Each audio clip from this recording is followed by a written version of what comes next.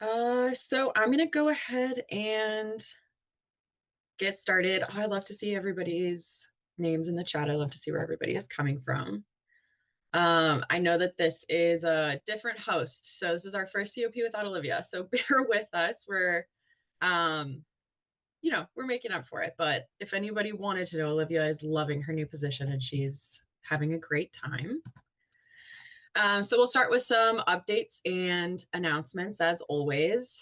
This month we have our Q&A sessions coming up for June, sorry. For next month we have Q&A sessions coming up with Dr. Scott Smith. Those are the second Monday and the third Wednesday of every month. Jenny just popped the details for those in the chat, but you can also find those links and like the time and dates on our toolkit website as well. And then speaking of our toolkit, I'll go ahead and talk about some toolkit updates that we have. So last month's COP on NGRI was uploaded to the COP page on our toolkit. We had like the most attendance ever for that COP. We hit over 100. We actually hit the max. We couldn't accept any more participants. So if you guys were there, thank you so much for attending. If you missed it, you can find it on the toolkit. That was very, very exciting COP for us. We do have a new resource in our resource library. That is a step-by-step guide on how to fill out a clinical certificate. So if you haven't seen that yet, make sure you check it out. And we also have a new interactive guide to AOT on our toolkit. This is Autumn's baby. She's worked really hard on it. And we just put it up there. So please check it out. It sort of walks you through the AOT process. It shows all the options. It shows what individuals' rights are. You can start from petition and it'll go step by step through what the next step in the process is. So check it out. Let us know if you find something is missing or if you have any feedback, please let us know. We want that to work the best for everybody. All right, I think that's all the updates I have. So today, we're really excited today. We're gonna talk about community collaborative meetings, which are really impactful for AOT work specifically. And we have a beautiful group of sort of panelists to speak today on their experience in their counties. But before I introduce them, I am gonna have Julia share her screen. We're gonna go through a couple slides on just some basic information about what these meetings are, what purpose they serve, just a little background information. The views that are expressed by the speakers and presenters today are their own. They do not necessarily reflect those of Wayne State University or the CBHJ. This platform is provided here to facilitate the exchange of knowledge and ideas and create more dialogue around the intersection of behavioral health and the criminal legal system. Okay, so what are these meetings? Community collaborative meetings are structured, regularly scheduled meetings that bring together key stakeholders in a county to work together as a team rather than in the silos that they're usually working in right now. The core purpose is really to align on your shared goals, use that group work to surface challenges earlier than they're already coming about, and really problem solve together in real time. So in terms of agenda items you might see there, you might be talking about current data that you're collecting from all those different parts of the system. What are some current successes that we've had? Let's highlight those. You might talk about the barriers that each part of the system is experiencing and then work together to problem solve through those barriers. You get stakeholder updates that are going to affect that larger AOT operation, and then just general updates, educational information. Are there new SCAO forms out that we should use? Is there a new law enforcement process that people should be made aware of? That type of stuff. Who's invited to these community collaborative meetings? I almost called it a COP. The short answer is everyone and anyone who touches the AOT system. This invite list is intentionally broad because AOT doesn't succeed in isolation. So the more brain power and system experience, the better. This means you want to see clinical representation, so the CMHs, CMHSPs, other community mental health providers, SUD providers. You want legal and public safety represented there. So that's your law enforcement, that's your jail staff, your court team, people from the hospital end. Court staff includes the prosecutors and defense attorneys as well, not just the judge and the court admin or court registrar.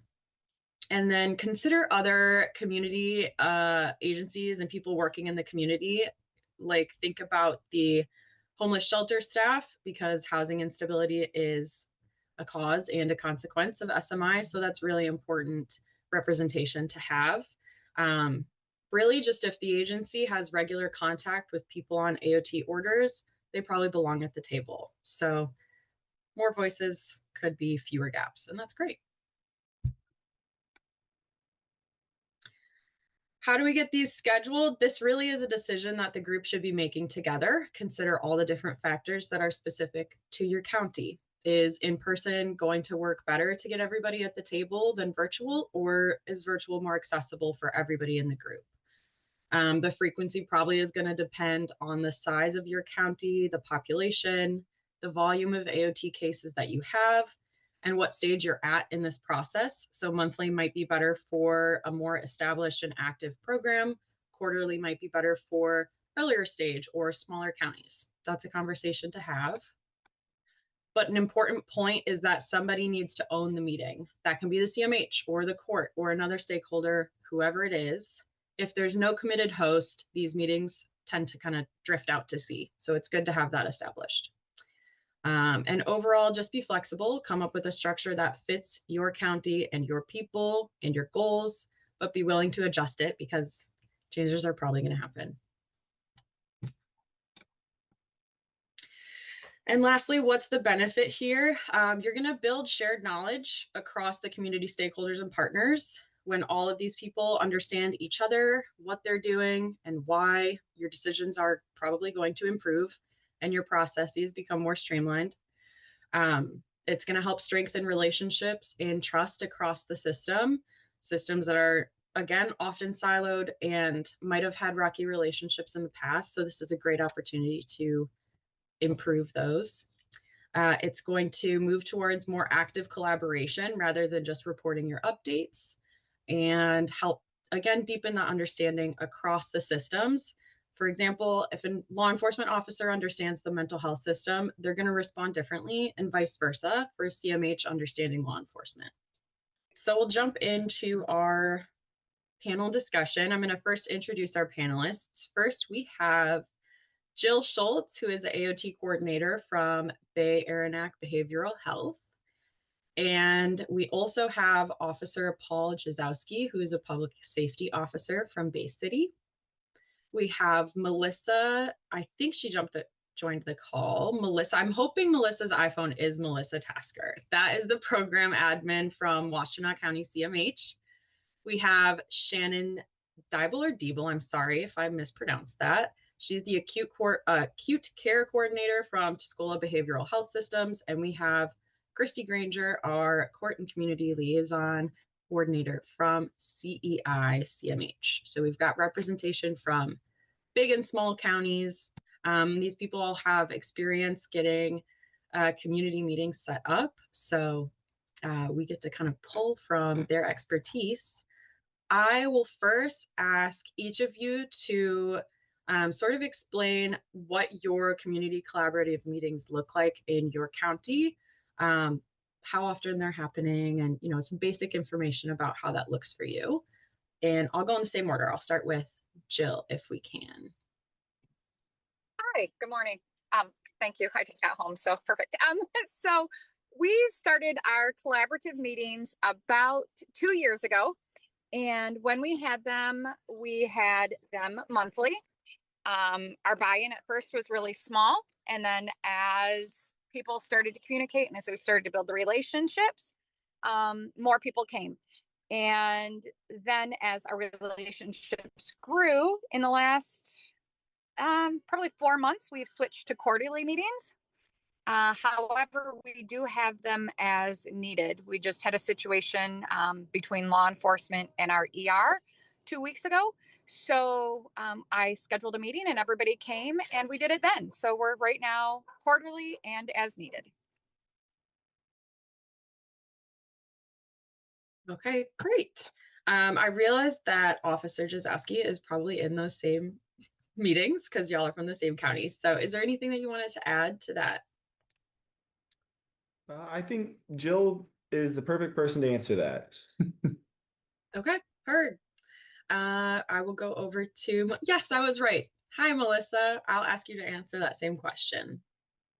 So we have a few different monthly meetings that we have. We have 2 monthly meetings with both of our local emergency departments, and these individuals we meet with are both we meet with the medical director for both the emergency room and the psychiatric inpatient unit for both hospitals. So we really talk about processes with regard to pickup orders, inpatient stays, AOTs, and each month we kind of talk about anything that comes up. And we've been doing that for quite some time. What we've definitely, one of the hospitals we've had more have been doing this for longer, and over time we've really been able to get on the same page with level of care decision making, which is a big one. So that way, when we do have someone arrive at the ER, we are on the same page with, who really does need a hospitalization versus not. We've also been able to get on the same page with the process of making sure that there is a continuity of care when maybe we disagree on a disposition. So for a long time, we would bring someone to the ER on a pickup order and they would be discharged without any coordination with us. And so we've come a long way trying to streamline it so that if someone is brought there by us, by our CMH team, that there is a standard of care that they will be coordinating with us for those dispositions. So those are the big ones that we have. We also have collaborative meetings with law enforcement, and once a month in one of our in Ann Arbor. So between our shelter, fire, our public housing system, and CMH and the law enforcement. So that's been happening monthly for the last, I think, 3 or 4 years. So yeah. Great. Thank you so much. It's really cool to hear that you have a couple different meetings going on, which I guess does make sense because you're a bigger county. So I'm sure we'll dive into that more once we get into the questions. Shannon, do you want to go ahead and talk about the meetings you guys have in Tuscola? Yeah. So our collaborative meetings have just gotten started. Currently, they're basically when we can find availability between the different agencies that we're meeting with. So right now it's been basically law enforcement and court. And it's a lot of rapport building right now, kind of brainstorming experiences that we've encountered, and developing, like, I think the last meeting we had was discussions on what type of education we can provide in regards to AOT, what CMH is able to accommodate, and all of that. Seth, my supervisor, has started, he has attended, I want to say, one of the police chiefs meeting because we have a lot of outlier towns where officers aren't on duty 24/7. So in those meetings, Seth is able to get that group together, and he kind of just provided some general education, and there was discussion. Sheila is usually our point person for coordinating these meetings as our COO. So, and then right now it's kind of go with the flow, and we're learning as different situations have come up. So it's basically what ours are. Yeah, thank you. It's really good to have representation here from a county that's early into this process to speak about how it is getting that started. And great to hear that you are at new meetings with law enforcement. That's progress. That's awesome. And I will toss it to Miss Christy, please, if you will talk about what that looks like for a CMH with multiple counties. Yeah, so we've been having meetings for a very long time. Each week we meet with our emergency room, behavioral health access department. We meet every Monday morning to review cases that have come in over the weekend or cases that have been in 72 hours, 96 hours, and there's no movement. How can we help? We also have the ER staff and our law enforcement partners. We meet monthly. And we're also doing the same thing. We speak about the clients we call our frequent users, the ones that are constantly calling 911 or, they're constantly going into the ER. So kind of trying to problem solve what that looks like, how we can come together, what the resources are there. We also do a yearly training that our judge is involved in, and we do that for the entire Tri-County area. And we invite all law enforcement, local emergency rooms, inpatient units. And we come together for a half a day to discuss the AOT process, other questions they may have. And actually, we will do as needed too. We actually came together and had an emergency meeting this week due to a family that was in an immense amount of traumas and lots of loss and lots of things happening. And a detective was involved, and within literally 2 hours, we were all able to come together, including Child Protective Services, the prosecutor, everyone, to kind of wrap around this person who happened to be on AOT. So we do it as needed.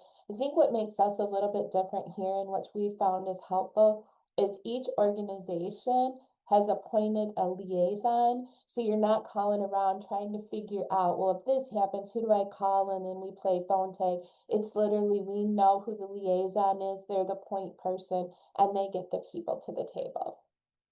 As I'm listening to everybody else, one of the things that makes us a little bit unique, and I didn't even think about it as our collaborative meeting, but we attend roll call weekly.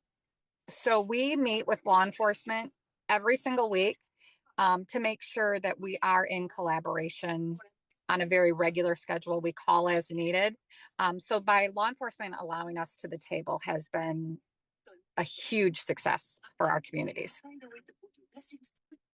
Yeah, that's a great point, Jill. I was going to ask you to touch on that. So I'm glad you brought that up. And that kind of leads into my first question. And as I did want to direct this towards Officer Jezowski, I want to start with, because I assume most of the people in this call are from the CMH side.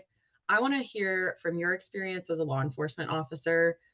First, what your thoughts were when these meetings when you first started attending these meetings. How did you feel about them? And did that change as you continued to attend the meetings?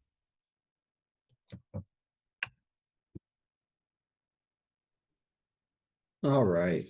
So for me, I have been part of the department now for a little over 2 years. I was in the Air Force actually, and then came back to my hometown, Bay City here. I hadn't been a part of this style of community or anything like that while in the military. And then realizing that in our hometown, just basically anywhere else, that there is, this is a part of every community, right? And kind of going with what Jill said as far as the roll call trainings that we do, because we get together every morning before every shift, and get together as a unit, as a shift, what happened last night, what happened the week prior, what's new, things like that. So when Jill and her staff's there, it helps put a name and a voice to a person and an organization. So for me, I haven't been able to make too many of the meetings with Jill as far as this, but when I'm on the road, I know I can call Jill. She's given her information. We have our quick response team that can come out, especially during the daytime. She's always been there anytime that I can call just to have any questions, because there's a lot of new things that come up. There's not really anything about this that's cut or dry, right? it's all that gray area, and we just try to have, take each situation and make it as successful as, all involved can make it. But I think the biggest deal with that is just the communication, right? And when we can put that name face to it, when we can talk about things, because Jill can't, if the police department has a gripe about anything or an idea about anything, it doesn't help if we can't communicate that. Or vice versa, if something's going on with Jill or they notice something, or they're with hospital staff, their department is right there at the hospital, right with the ER. So they see that side of it, and we're at a completely different location. So I would say that the biggest deal is that communication and the willingness to hear each other out, collaborate, and just try to figure out how we can succeed as a program with all three parties involved. I think that's what I've noticed in the short time that I've been here. I consider it short, 2 years. But for me to not have a ball in the court 2 years ago, and then to come and then be able to help in the way that I believe I can, getting individuals attention that they need, whether, it be a circumstance, all the circumstances can change, obviously, between person and person, and whatever situations they're in. But I attribute that to just how much the communication is open between all the organizations.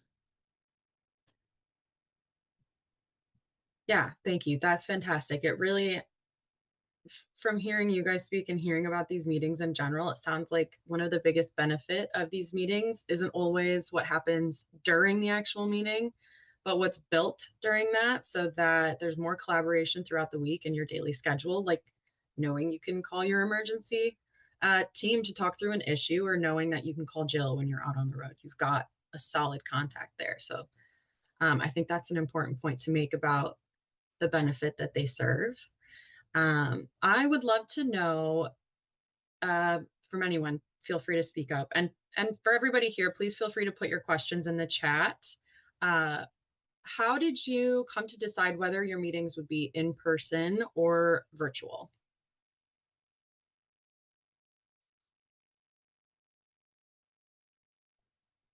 For us, it just came down to time.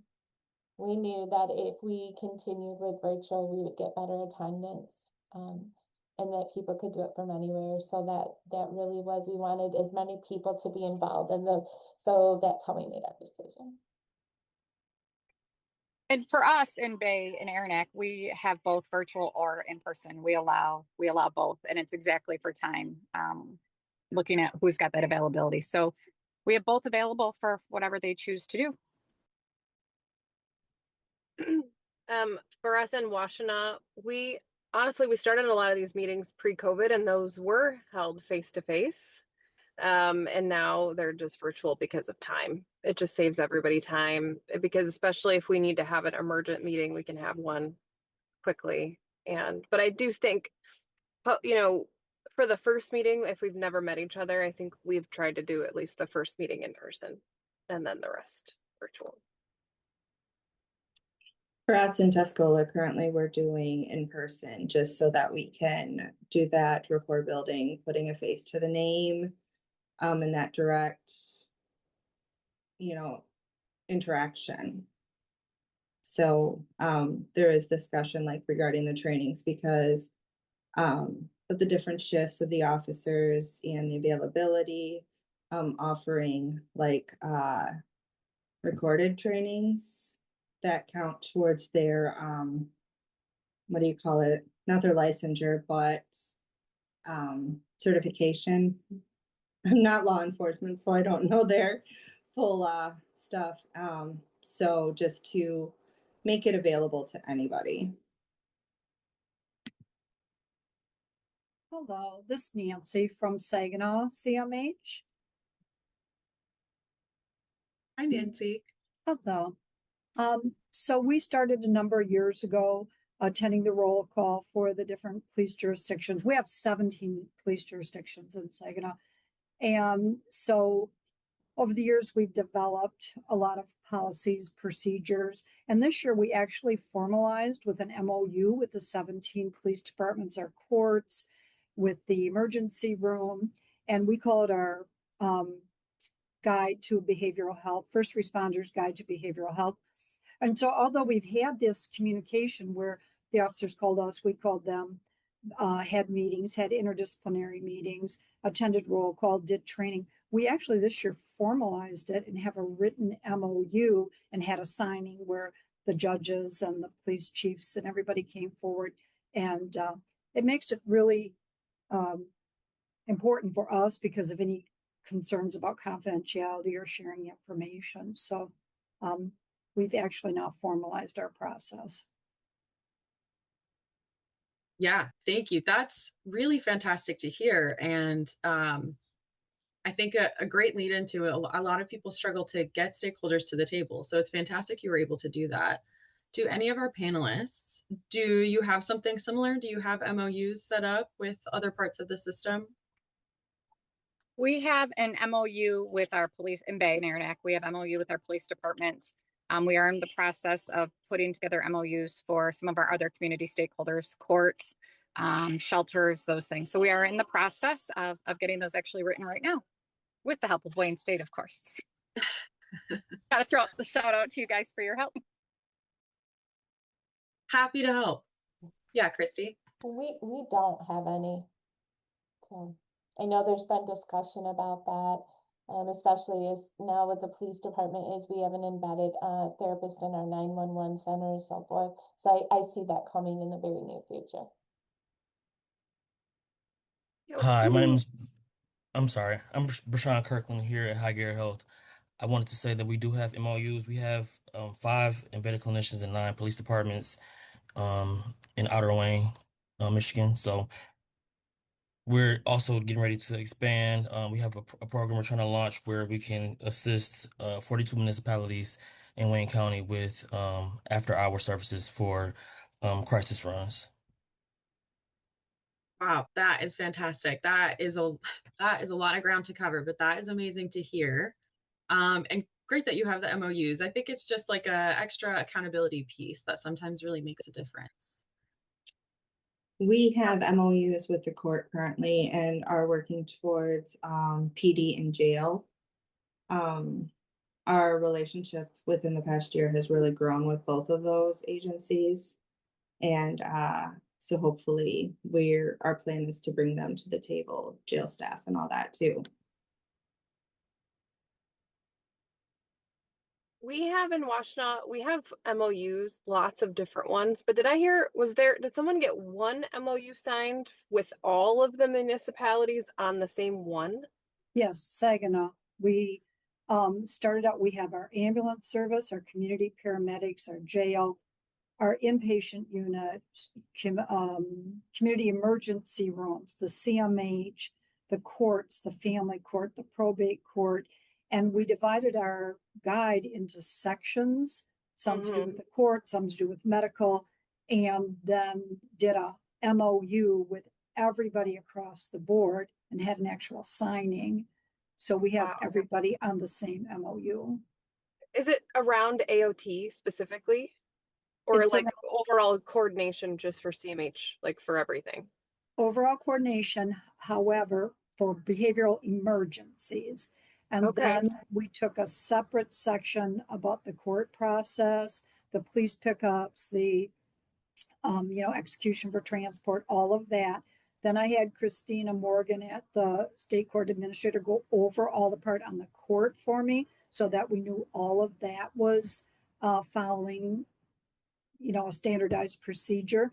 Then I went to the Police Chiefs Association meeting, started there to make sure anybody who had wanted to, we even have our animal control, anybody who's working with us during a behavioral health emergency, they are all in our booklet. And then we wrote an MOU that covered just all the aspects of working together, all the aspects of confidentiality, because we're in and out of the jail every day.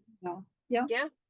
Nancy, does CBHJ have a copy of this? This is That seems really exciting, like to have a standard document across the entire community with everyone signing on and having the standard.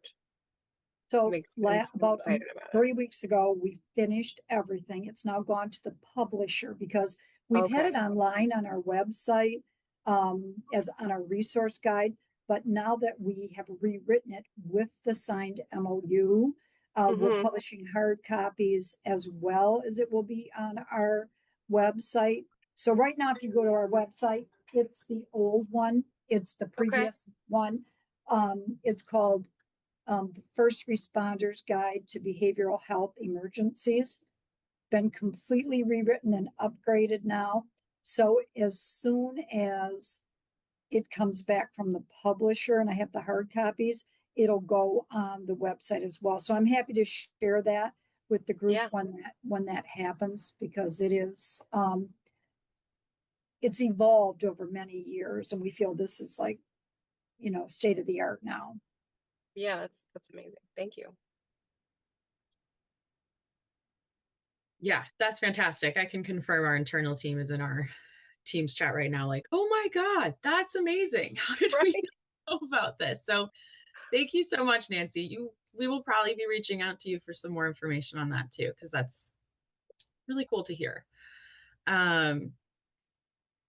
Great. So I want to now go into a little bit more detail about, we've talked a little bit about who's at each person's meeting, but I would love to know what work you did to really get those stakeholders to the table. And if you had some that were a little trickier to get, I would love to hear about that experience and how you went about doing that.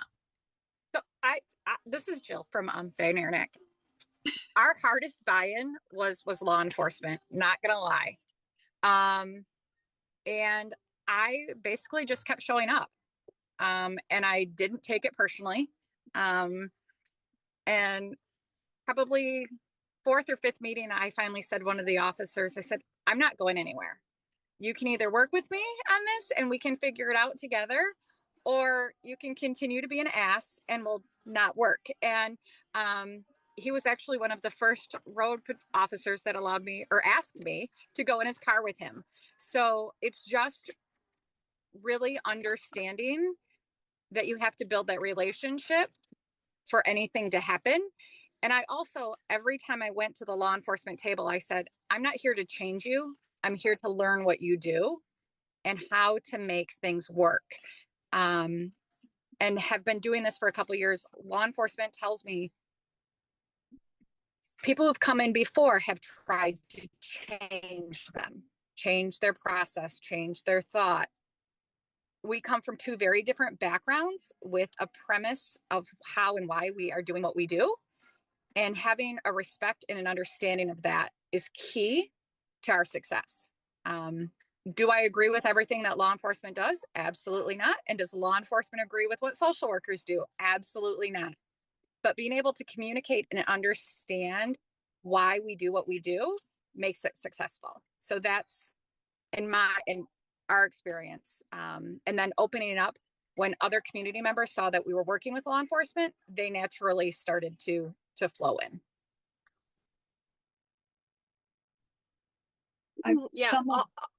Go ahead.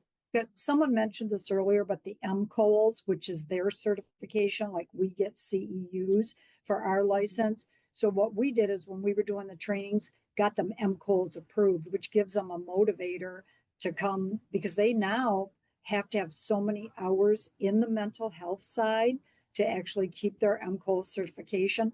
So we did a 4-hour training, invited all the jurisdictions. Some law enforcement made it mandatory, but we had trainers on the law enforcement side and the CMH side. So got up and presented as a group.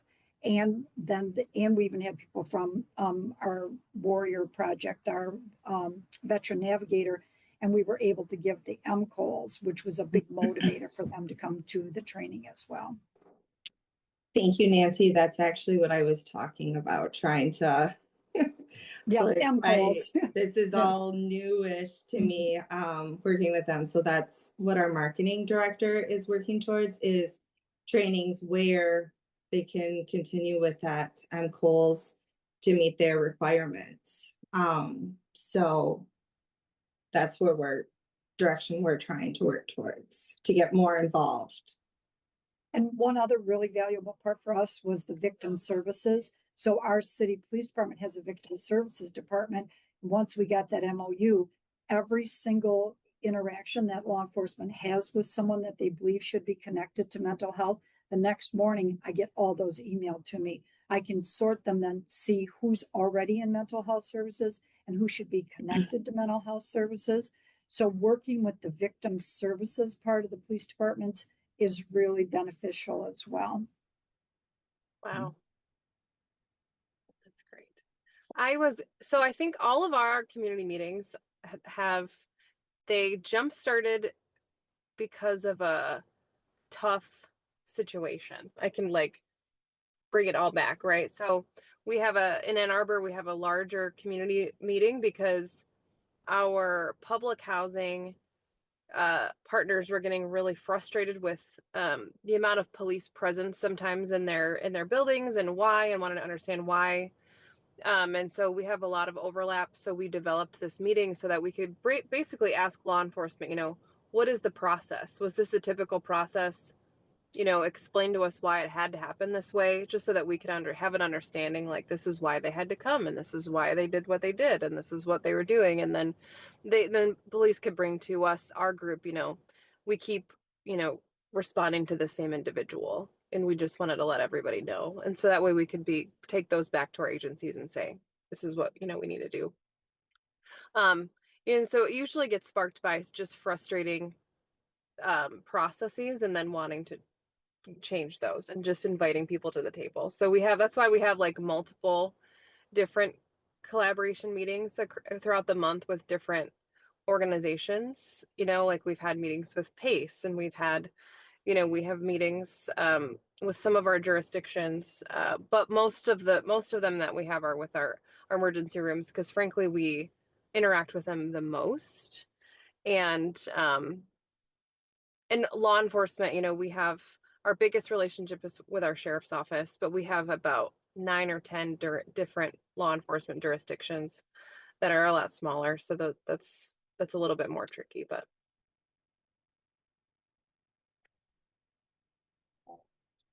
Right. That's great. Thank you all for sharing your experience with that. I want to know at these meetings as well, what data are you sharing? What data is being shared, period? So maybe you can, tell us a little bit about, if you have hospital representation there, what are they sharing? Officer Jezowski, what data, if any data, is law enforcement sharing? What are we hearing at the meetings? We review a lot of the 911 calls, the numbers. We look at, and the consistency of the people that are calling, and each month kind of looking at that to see if there's a reduction. We also, of course, every meeting look at the hospitalization rate, right? And how many this month were hospitalized versus last month. That we look at, we really, really focus on the hours in the emergency room too. We try to navigate, the goal is, as quick as we can, but especially on our Monday morning meetings, we really focus on people that have been there more than 8 hours. Like, what is going on? What's the holdup for the referrals? What can we do to maybe assist the emergency room? And so that's the real data. And of course, every CMH, the less hospitalizations, the better. So that's always the topic.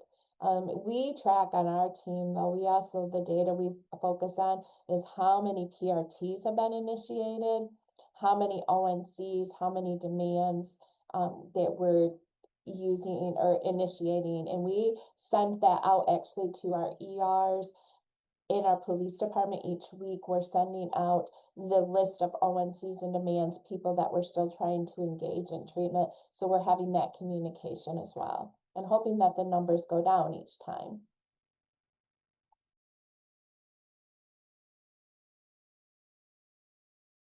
Thank you, Christy. Yeah, the numbers tell a story, right? And seeing that if numbers are going down one week and the next week they go down even more, yeah, that's a big thing to note. Does anyone else have any different data that they're talking about in the meeting? I know for us, on the police side, there'll be instances where just an individual that's frequently known, maybe there's been a few instances where, we're getting called to, or they're kind of popping up in a negative light.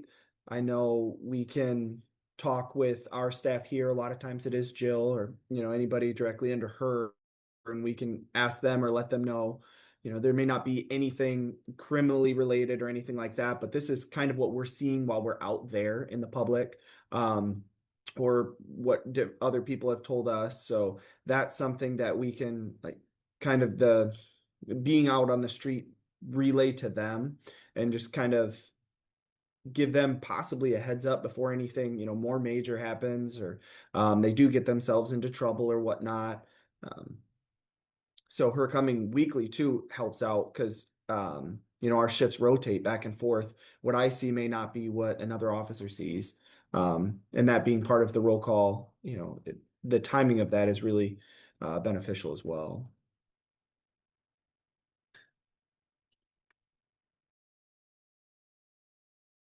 Thank you. Yeah, that is great. Okay, so I'm going to jump into my next question. But again, if anyone here has any questions, you can feel free to throw them in the chat or just come off mute. I would love to know from everybody, what was something you felt was most helpful to share from your perspective, from either your CMH perspective to the rest of the community partners, or from a law enforcement's perspective? What was something that was most helpful to share with the rest of the group, just for understanding or maybe process change? So in my instance, some of the discussions were interactions that I've had with PD law enforcement, kind of brainstorming what we experienced, what they experienced type of thing. I'm usually the, front person that deals specifically with the officers.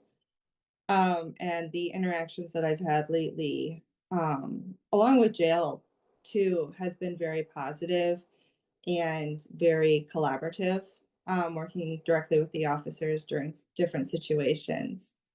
And there's been instances, because our county is so close to Bay, coordination with Jill on certain situations.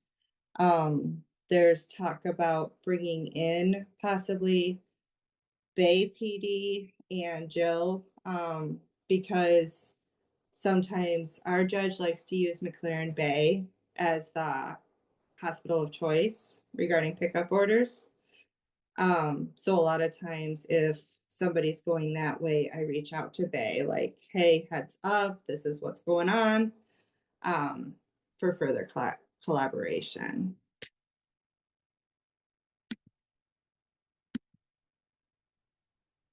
I think for us, it was just the honest talk. And what would happen is we'd have officers show up here, and we'd have to say, you're gonna have to take them over to the emergency room. Like, we can't hold them. They need restraints. They need these things, and they'd be like, what do you want? And so finally, it was just those honest conversations where, look, we know it's frustrating. We know you got to get out there. We know you've got a different job, and just really being honest and saying, listen, we're all in this together. So we can sit here and we can discuss what the right way or the wrong way is, but we all have a job. We all are dealing with the same person. And eventually, honestly, it just worked out. And I think the biggest thing is being consistent and true to your word. When we would say to them, we hear you and we're going to address it, and we're going to come up with solutions. And when they started to see that, there was that buy-in. And that has been the most helpful, is just staying true to them and saying, we don't know, tell us about it. We make mistakes, you make mistakes, we're all in it together. And that's just proven to work really well with us. There's going to be bad days. We're going to be frustrated. You're going to get the officer, the ER or CMH staff that's about had it for the day, especially about a Friday at 3 before a holiday when everything is haywire and everybody's just tired and ready to go. But I think you just address that and say, hey, we're exhausted, we get it, but what are we going to do together? Because if we don't address it, they're going to be back tomorrow and the same people are going to be involved. I think that's just been helpful.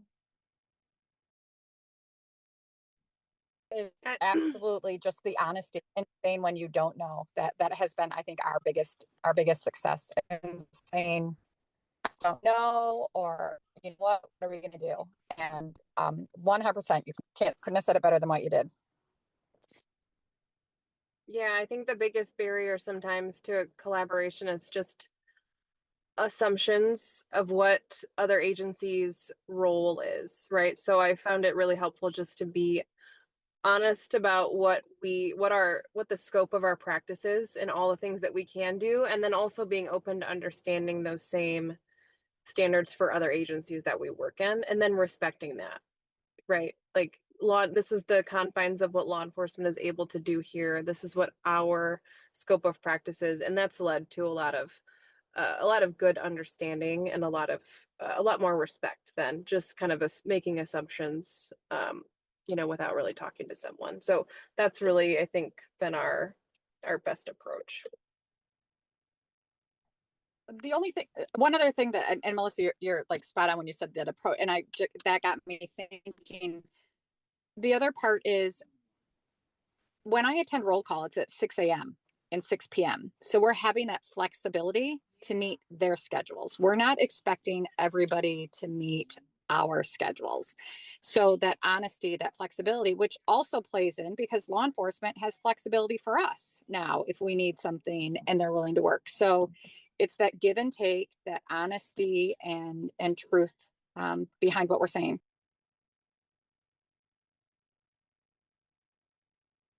I think to kind of piggyback off Jill and what everybody else is kind of talking about too, from a law enforcement perspective, there's a lot of times where, we go to different calls, different people, and just kind of the way that a lot of us think is we like things to just be as simple as they can be. And with Bay Area Behavioral Health, if they need something, they're not afraid. They're not going to beat around the bush. They're just going to come out. They're going to be direct because they know that's how we operate as a whole. And when it's kind of as simple as it can, we can act in the best way that we can as well.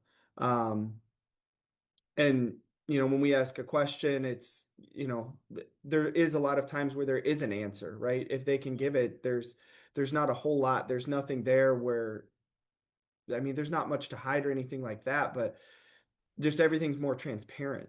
And I think on our end as well, where on a different note that's also beneficial, I think, is the logistics of Bay Area Behavioral Health being right with the ER as well.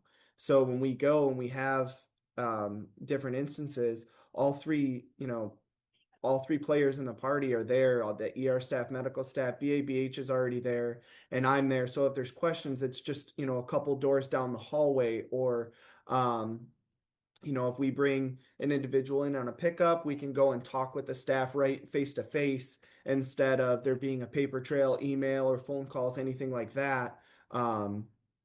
So that, I think, is also a benefit, at least from the law enforcement perspective, when we can simplify things or kind of be direct with what we're doing and our objectives out there.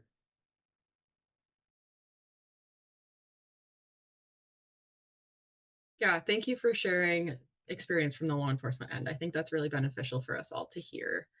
And you all just spoke hugely to how important trust is in this process and building that trust. And I think for a lot of counties who are earlier into this work, it's important to hear that. Like Shannon and Tuscola, their meetings are they've just started those relatively recently, and they're still in rapport building phase. Like that takes time. The trust building process does take time, but it's so beneficial to just collaborating better with your county and your community partners. So we only have a couple minutes left. Before we all leave, I want to ask, what do you do when somebody who's regularly in your meetings leaves? Maybe they've taken another job, they're just not in those meetings anymore. How do you ensure that someone else is filling that space? We actually have that happening, will be happening within our Bay City Public Safety. The captain is not going to be the captain in a couple months. And so we've started inviting who's going to be his replacement. So if we know in advance, we start inviting both of them. And if we find out that someone has left a position, we send out an invitation to whoever the new point person is, the contact person. And sometimes we have to rebuild that relationship because you know what, that new person doesn't know us. Yes, it's great to have collaboratives with agencies, but at the end of the day, we're really having collaborations with people. And we need to have those relationships with people, not just the whole agency.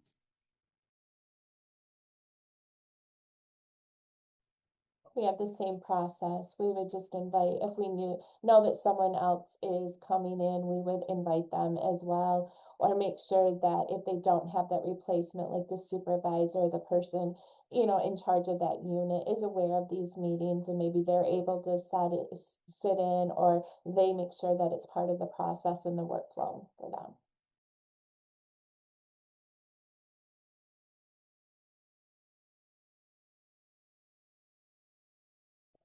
Okay, thank you. Yeah, I think, Jill, your point about remembering that you're working with people and not just an agency is really important, and another big benefit of these meetings. And something that I think Officer Jezowski pointed out at the beginning of this meeting as well is like, when you started joining those meetings or kind of like interacting more, it was more obvious to you that, it's not just BABH that you're working with, but it's Jill and it's Courtney and, whoever else works there. It's puts a face to the name, which really personalizes a lot of the work.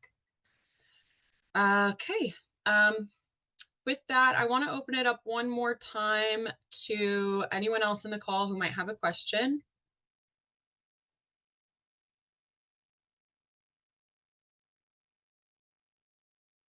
Okay.